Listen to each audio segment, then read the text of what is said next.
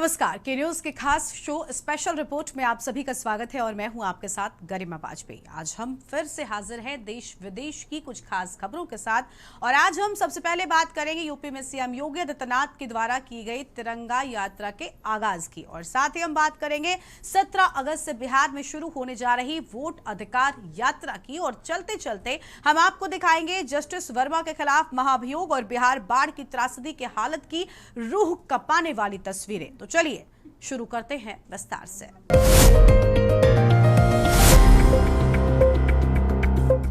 हर घर तिरंगा अभियान हमारी आन बान शान का प्रतीक है। यूपी में तिरंगा अभियान यात्रा का आगाज हो चुका है। पूरे आत्मगौरव के साथ इसकी शुरुआत सीएम योगी आदित्यनाथ ने की है, जिससे पूरे राज्य में राष्ट्रीयता की लहर दौड़ गई है। ये रिपोर्ट देखिए। यूपी में हर घर तिरंगा अभियान का आगाज। सीएम योगी ने किया हर घर तिरंगा अभियान यात्रा का नेतृत्व।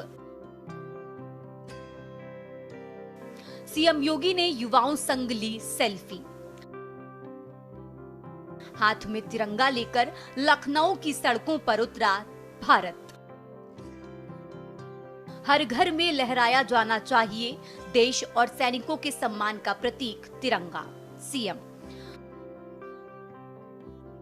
विकसित उत्तर प्रदेश, आत्मनिर्भर उत्तर प्रदेश को बनाएंगे जीवन का मंत्र। सीएम। मुख्यमंत्री योगी आदित्यनाथ ने हर घर तिरंगा अभियान की शुरुआत कर देशभक्ति की अलख जगा दी है। हर घर तिरंगा अभियान 13 से 15 अगस्त तक चलेगा। राष्ट्रभक्ति के गीतों की धुनों के बीच मुख्यमंत्री योगी आदित्यनाथ ने तिरंगा यात्रा का नेतृत्व किया, फिर अपने आवास से यात्रा को रवाना किया। बता दें कि उत्तर प्रदेश के मुख्यमंत्री ने युवाओं का अभिनंदन करते हुए सभी को स्वतंत्रता दिवस की शुभकामनाएं भी दी। आदरणीय प्रधानमंत्री जी के आह्वान पर भारत के आन बान और शान के प्रतीक तिरंगा यात्रा कि आज के इस कार्यक्रम में उत्तर प्रदेश सरकार में मंत्रिमंडल के मेरे वरिष्ठ सहयोगी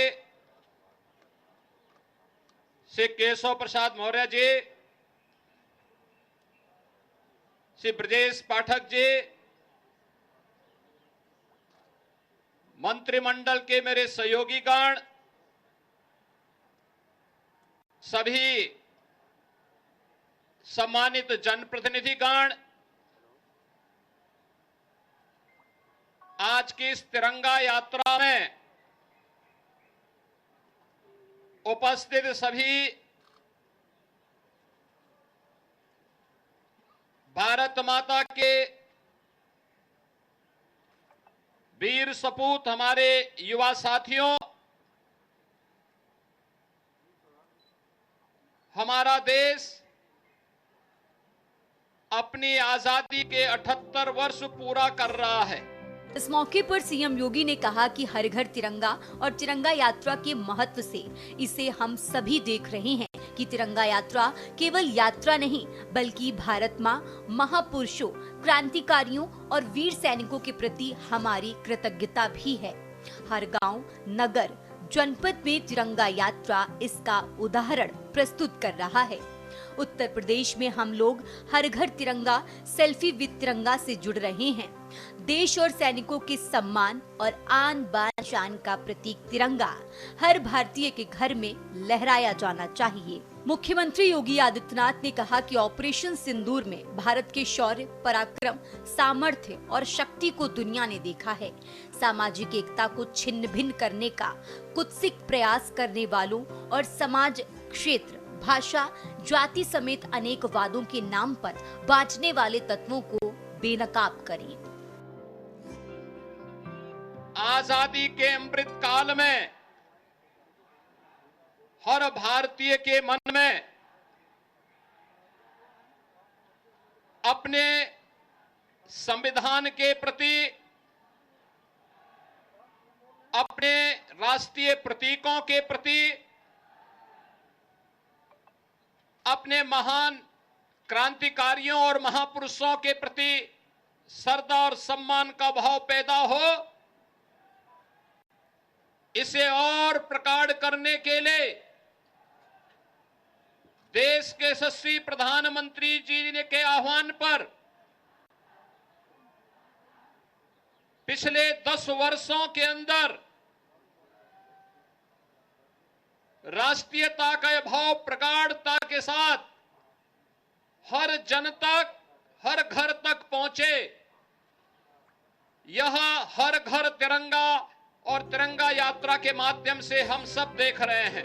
आपको बता दें कि समारोह में उप मुख्यमंत्री केशव प्रसाद मौर्य, ब्रजेश पाठक, प्रदेश सरकार के मंत्री स्वतंत्र देव सिंह, कपिल देव अग्रवाल, विधायक नीरज बोरा, जया देवी, ओपी श्रीवास्तव, विधान परिषद सदस्य महेंद्र सिंह, मुकेश शर्मा, उमेश द्विवेदी, भाजपा के महानगर अध्यक्ष आनंद द्विवेदी, भाजपा नेता नीरज सिंह आदि मौजूद रहे। स्पेशल डेस्क के न्यूज इंडिया।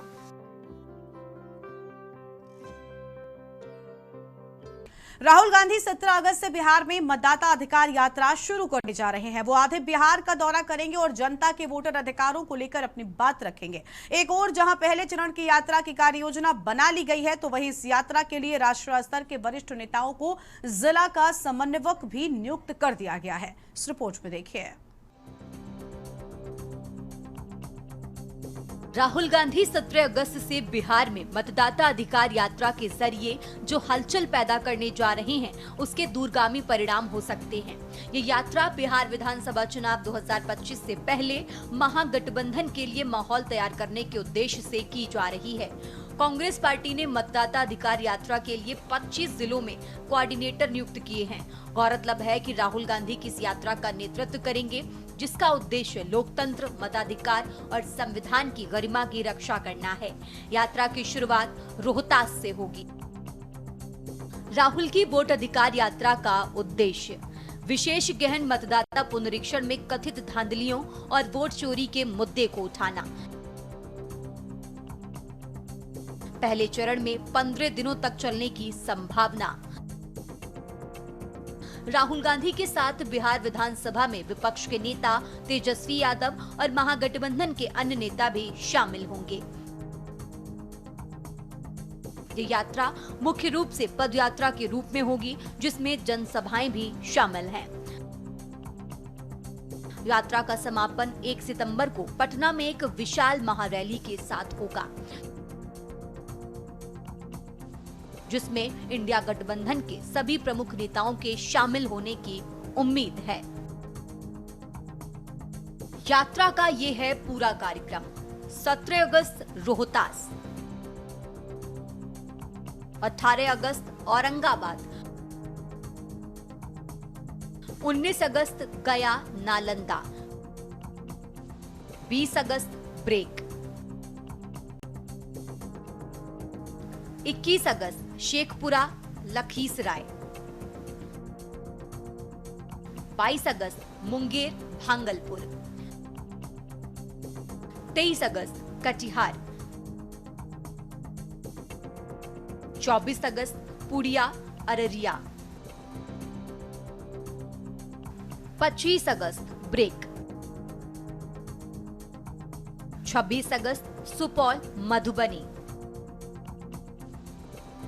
27 अगस्त दरभंगा मुजफ्फरपुर, 28 अगस्त सीतामढ़ी मोतिहारी,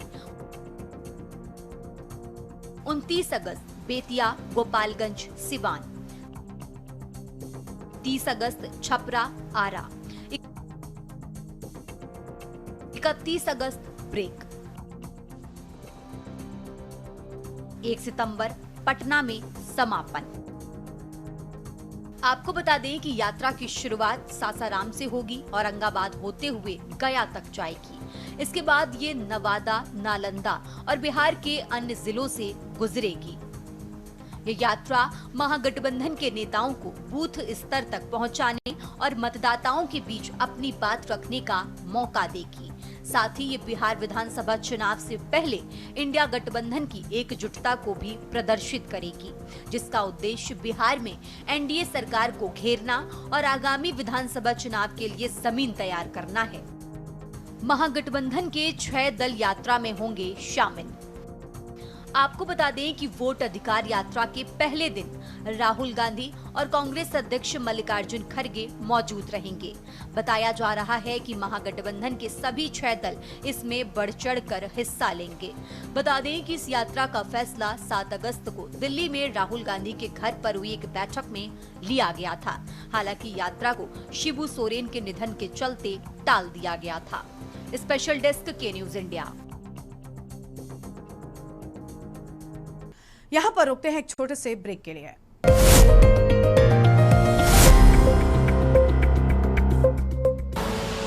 आप देख रहे हैं के न्यूज, खबरों का सारथी। कैश कांड मामले में इलाहाबाद हाईकोर्ट के जस्टिस यशवंत वर्मा के खिलाफ लोकसभा में स्पीकर ओम बिरला ने महाभियोग प्रस्ताव को मंजूरी देकर मामले को आगे बढ़ा दिया है।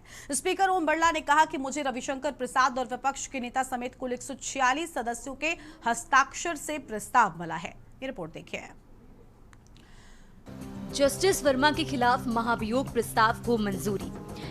कैश कांड मामले में इलाहाबाद हाईकोर्ट के जस्टिस यशवंत वर्मा के खिलाफ लोकसभा में स्पीकर ओम बिरला ने महाभियोग प्रस्ताव को मंजूरी देकर मामले को आगे बढ़ा दिया। स्पीकर बिरला ने कहा कि मुझे रविशंकर प्रसाद और विपक्ष के नेता समेत कुल 146 सदस्यों के हस्ताक्षर से प्रस्ताव मिला है। उन्होंने बताया कि इस प्रस्ताव में इलाहाबाद हाईकोर्ट के जस्टिस यशवंत वर्मा को पद से हटाने की मांग है। जांच के लिए कमेटी का ऐलान। स्पीकर ने जांच के लिए 3 सदस्यीय कमेटी बनाई। इसमें सुप्रीम कोर्ट, हाई कोर्ट के एक जज और कानूनविद शामिल। सुप्रीम कोर्ट के जज justice Arvind Kumar, Madras high court chief justice Maninder Mohan Shrivastava और कर्नाटक हाई कोर्ट के सीनियर एडवोकेट बीवी आचार्य। जांच समिति की रिपोर्ट आने तक ये महाभियोग प्रस्ताव लंबित रहेगा। आपको बता दें कि स्पीकर ओम बिरला ने कहा कि हमने न्यायाधीश जांच अधिनियम के प्रावधानों का अध्ययन किया है। हमने सुप्रीम कोर्ट के घोषित कानूनों के साथ साथ कई अन्य फैसलों की जानकारी भी रखी है।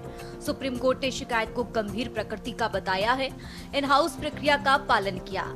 सीजीआई ने इस मामले पर विचार करने के बाद जस्टिस वर्मा की प्रतिक्रिया और दिल्ली हाईकोर्ट के चीफ जस्टिस की प्रतिक्रिया पर राय बनाई कि इस पर गहन जांच जरूरी है। इसलिए 3 सदस्यों वाली कमेटी बनाई गई है। स्पीकर ओम बिरला ने कहा कि हमें याद है कि तत्कालीन सीजीआई ने ये रिपोर्ट पीएम और राष्ट्रपति को भेजी है। ये भी कहा कि इस केस में पूर्व प्रावधानों के अनुसार काम किया है। समिति की रिपोर्ट में आरोप इस प्रकृति के हैं। जस्टिस वर्मा को हटाने की कार्रवाई शुरू करने की जरूरत है। बताया कि स्वतंत्र जांच के बाद हमें ये पता चला कि भारत के संविधान के अनुच्छेद 124 के तहत जज को हटाने की प्रक्रिया नियमों के अनुसार शुरू की जानी। बेदाग चरित्र न्यायपालिका में एक आदमी के विश्वास की नींव है। वर्तमान केस में जुड़े तथ्य भ्रष्टाचार की तरफ इशारा करते हैं और कार्रवाई के लिए प्रेरित करते हैं। सुप्रीम कोर्ट के चीफ जस्टिस ने भेजा था प्रस्ताव।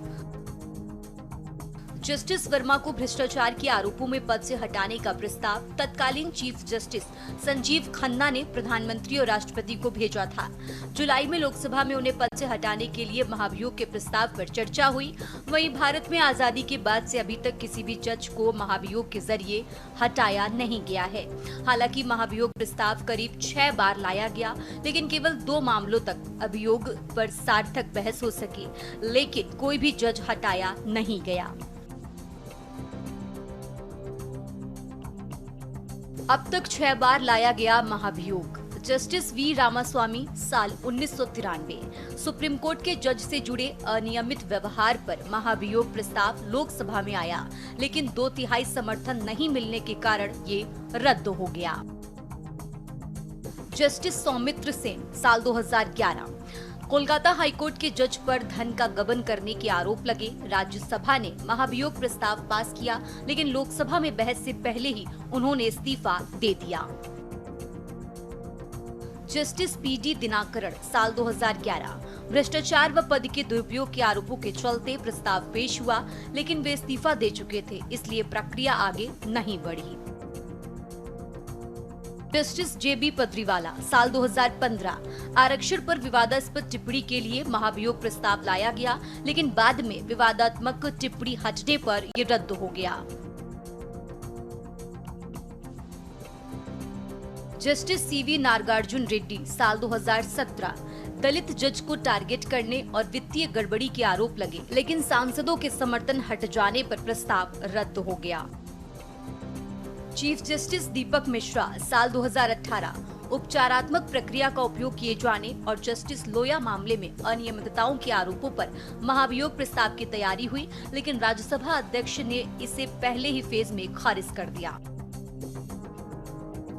आपको बता दें कि जस्टिस यशवंत वर्मा के घर से नोटों के जले ढेर मिले करीब 100 दिन पूरे हो चुके हैं। बता दें कि 14 मार्च की रात करीब 11:30 बजे फायर ब्रिगेड को जस्टिस वर्मा के 30 तुगलक क्रिसेंट बंगले के स्टोर रूम में आग लगने की सूचना मिली।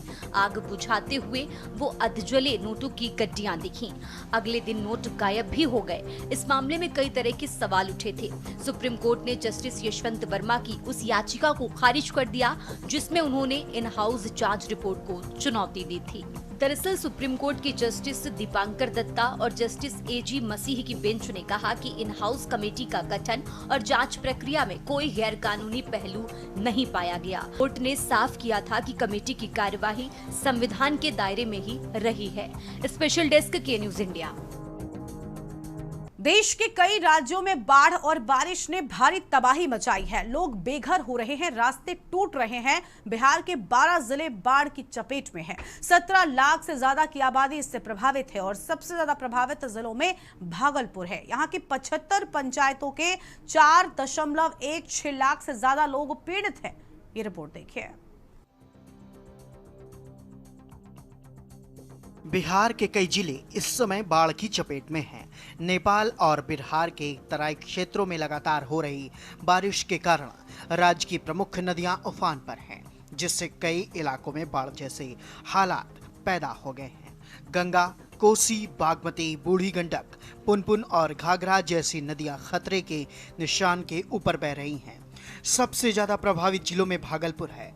यहाँ की 75 पंचायतों के 4.16 लाख से ज्यादा लोग पीड़ित हैं। बाहर में कोनो घर गिरी का उपरो जापरो भागव जाब से बारो में कनबास में घर बनवेल बाल बच्चा जाई होते पूंजी नहीं है जे जाओ टक्कर देला मार करेला कल पूंजी एक रास्ता जो ओते रहते त हम बाबू जब कखनो में मार बाबू समझने वाला छो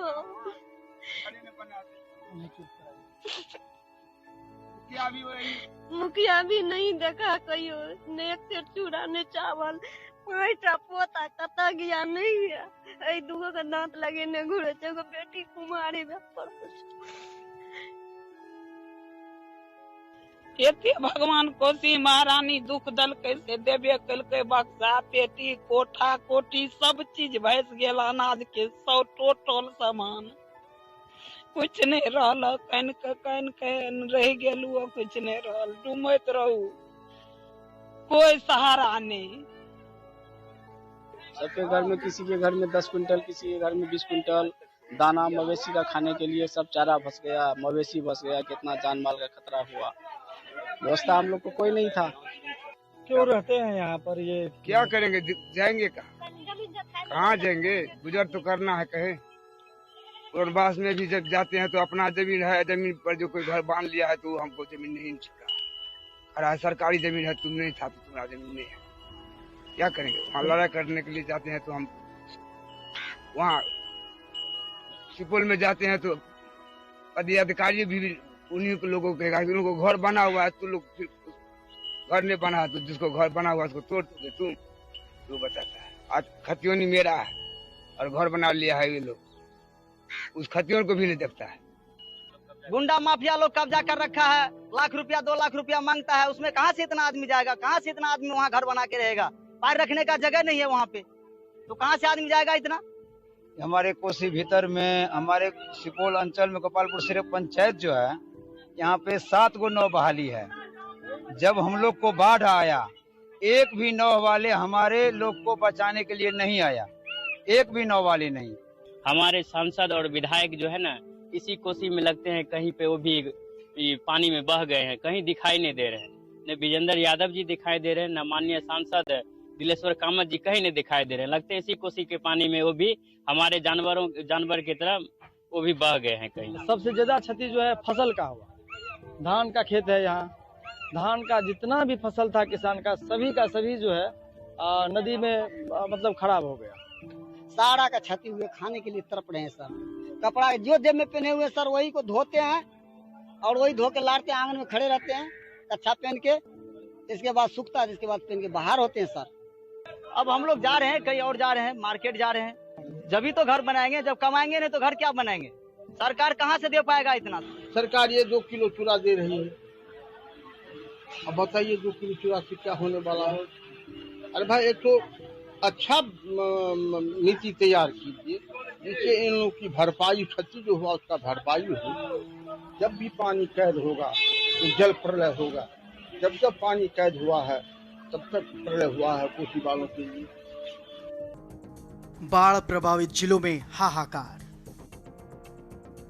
आपको बता दें कि भोजपुर में गंगा नदी के जलस्तर में वृद्धि के कारण शाहपुर प्रखंड के 13 पंचायतों में लगभग 33,400 लोग प्रभावित हुए हैं। वहीं पटना की बात करें तो गंगा नदी के बढ़ते जलस्तर से पटना के दीघा घाटी घाट, हाथीदह और मसौड़ी जैसे इलाकों में बाढ़ का खतरा बढ़ गया है। पुनपुन नदी भी खतरे के निशान को पार कर चुकी है। भागलपुर में गंगा नदी के जलस्तर में अप्रत्याशित बढ़ोतरी हुई है। इससे नाथनगर के कई इलाके जलमग्न हो गए हैं। साथ ही वैशाली में भी गंगा और गंडक नदियों के बढ़ते जलस्तर से कई इलाकों में बाढ़ जैसे हालात हैं। लखीसराय, सारण, मुंगेर, खगड़िया, सुपौल और बेगूसराय जिलों के भी कई इलाकों में नदियां खतरे के निशान के ऊपर बह रही है, जिससे बड़ी आबादी प्रभावित है।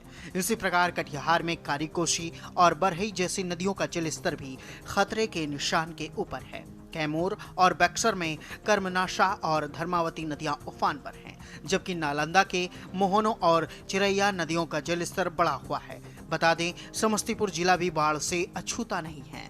यहाँ बाया नदी खतरे के निशान के ऊपर बह रही। बिहार में बाढ़ से प्रभावित क्षेत्र गंगा, पटना, भोजपुर, भागलपुर, वैशाली, लखीसराय, सारण, मुंगेर, खगड़िया खतरे के निशान से ऊपर। कोसी, खगड़िया, कटिहार, सुपौल खतरे के निशान से ऊपर। बागमती, सोनाखान, बेनीबाद लाल निशान के ऊपर। बूढ़ी गंडक, खगड़िया खतरे के निशान से ऊपर। पुनपुन, पटना, श्रीपालपुर खतरे के निशान से ऊपर। गंडक, सारण, वैशाली खतरे के निशान से ऊपर। कर्मनाशा, कैमूर खतरे के निशान से ऊपर। धर्मावती, बक्सर खतरे के निशान से ऊपर। बाया, समस्तीपुर खतरे के निशान से ऊपर। कारीकोसी, कटिहार खतरे के निशान से ऊपर। राहत और बचाव कार्य जारी। जैसा कि हमने बताया कि बिहार के कई जिले इस समय बाढ़ की चपेट में हैं। इसका कारण नेपाल और बिहार के तराई क्षेत्रों में लगातार हो रही बारिश है, जिसके कारण प्रमुख नदियां उफान पर हैं, जिससे कई इलाकों में हाहाकार मचा हुआ है।